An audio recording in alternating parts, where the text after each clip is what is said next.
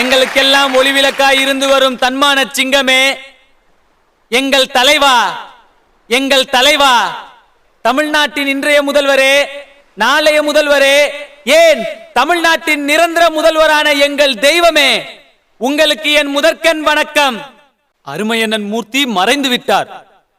மனம் வேதனையில் எரிகிறது. தலைவா, நீ ஆணையிடு. மூர்த்தியை அழித்தவன் தலையை உன் காலடியில் கொண்டு வந்து வைக்கிறேன். ஆனால் நாம் வாழ்வது காந்தி பிறந்த நாடு. அந்த ஒரு காரணத்திற்காக நான் கட்டுப்பட்டு நிற்கிறேன். என் அருமை மூர்த்தி, உன்னை நினைக்கும் பொழுது எத்தனை சுகமான நினைவுகள். மூர்த்தி என்றால் அன்பு, மூர்த்தி என்றால் பாசம், மூர்த்தி என்றால் தாய்மை. அந்த தியாக சுடர் மறைந்ததும் தலைவர் என்னிடம் வந்து மூர்த்தி இருந்த இடத்தில் நீ இருந்து பணியாற்ற வேண்டும் என்று கேட்டுக்கொண்டார். கலங்கி போனேன். சிங்கம் இருந்த இடத்தில் இந்த சிறு முயல் என்ன செய்யும் என்று பதறி போனேன்.